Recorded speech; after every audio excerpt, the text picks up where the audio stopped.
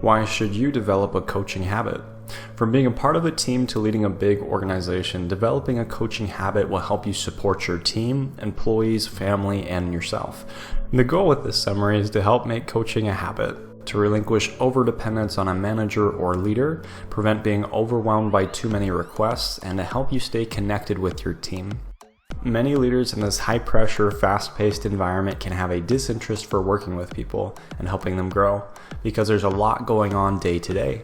I remember being excited when I first started my leadership journey, and then over the course of a year, I garnered a feeling of being overwhelmed. It didn't feel like there was enough time in the day to get all that was requested done, and results weren't improving fast enough. It felt like our company was in a doom loop or heading towards one. This book helped me become a better leader, and I hope this summary will help you in some facet as well. As you may already know, everything rises and falls on leadership. And if you're wanting to know where you stand in your leadership journey and how to move up, consider checking out another summary called The 5 Levels of Leadership. Also, if you're new to this channel, consider subscribing for more self-improvement content, as this channel is dedicated to helping you on your path to success. Starting off with the advice monster. We all have this urge to give advice to people. It's instinctual. When someone starts talking to you, we want to add value to the conversation. And more often than not, we don't actually listen to what is being said by another person. We just want to share our brilliant idea, our advice. And sure enough, the advice monster is looming, excited and ready to share our brilliant ideas. However, what often happens once you share this advice is it backfires. It's not that impactful, and it's usually unwarranted. The advice given by Michael is to slow down on this approach, and don't let the advice monster come out, because your brilliant advice might not be as good as you think it is. Sharing an awesome, amazing idea that we absolutely believe will help the situation makes us feel good internally. However, will it truly help them? Some more things to consider. Do we really know the situation, the people involved, the context, the whole story? No, often we don't, yet our advice monster in mere moments wants to chime in and speak on the matter. There's a few problems that arise with our advice giving. Number 1, you're actively solving the wrong problem. The first problem is almost always not the real problem, just their first theory. The other issue about giving advice is it's a bit two-sided, where if you're receiving the advice, you get a message of you can't figure this out on your own, which cuts away at your sense of competence and confidence. On the other side, if you are the advice giver, now you have given yourself the responsibility to rescue the person and save the day, which can become exhausting and frustrating time and time again. Instead, ask a question first to help others think through the problem themselves and see if your advice is even wanted or needed. If you were to only get one thing from this video and nothing else, it should simply be to tell less and ask more questions to help you become a more effective communicator. The one question rule. Great coaches do not bombard their team with 100 questions. If you've ever done this, which let's be honest, we all have, it feels overwhelming to the person being asked 100 questions and is much more like an interrogation than a coaching session. So simply ask one question, then stop and listen. Stay curious and allow for processing and answers to arise. The 7 coaching habit questions, starting off with the kickstart question. The whole goal with this question is to get the process rolling. One of the primary reasons coaching isn't done more often is because managers don't really know how or where to start. Think of this as your icebreaker to start the process.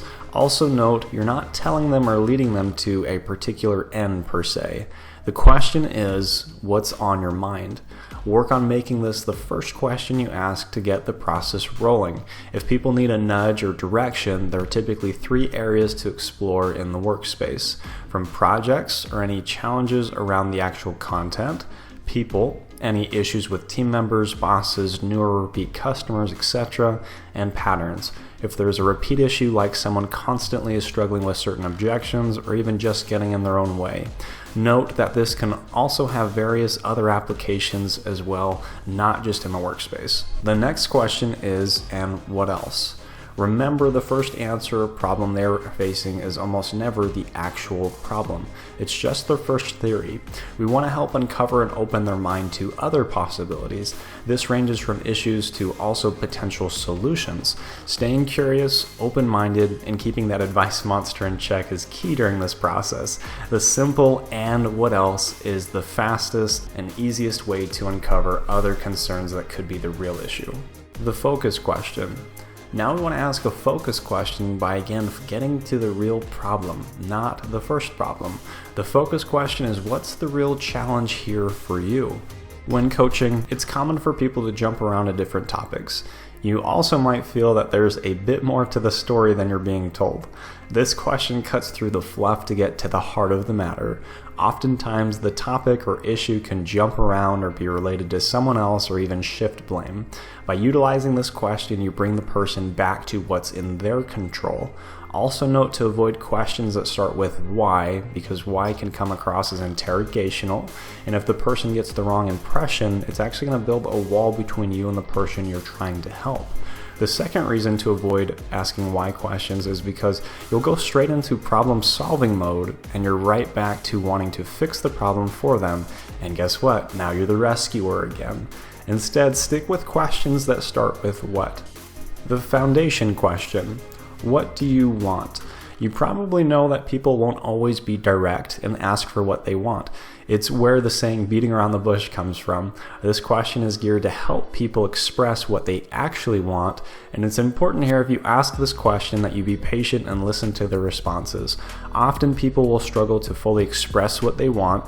After you ask the question, you need to get comfortable with silence. As the person expresses what they want, think to yourself about the difference between wants and needs, as again the goal is to pull back the curtain to understand the meaning behind the words of the individual and their motive.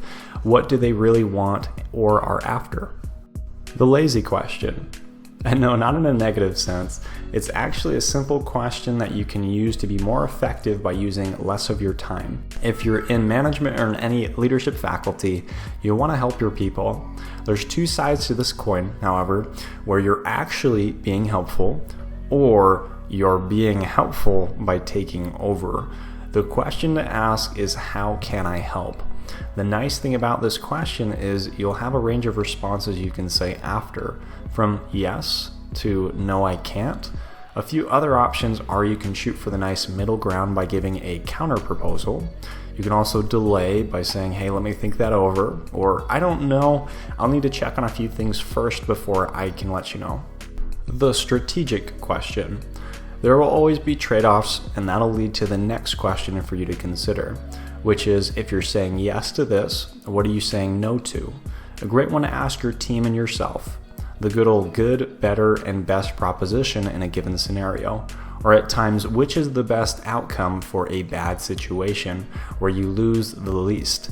Time is finite, and if you play a key role, there will always be trade-offs for your time.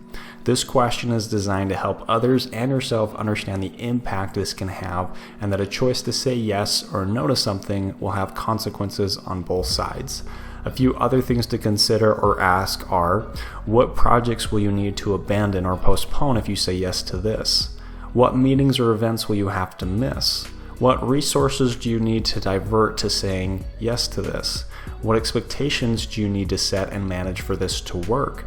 Will some relationships suffer setbacks in order for you to say yes to this? And who will step in your absence? Remember to always be aware of the things that must get done and make sure that these never get impeded upon.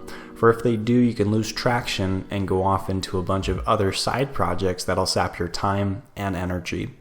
The learning question. The goal with coaching is to help others learn so that they can become more competent, self-sufficient, and more successful.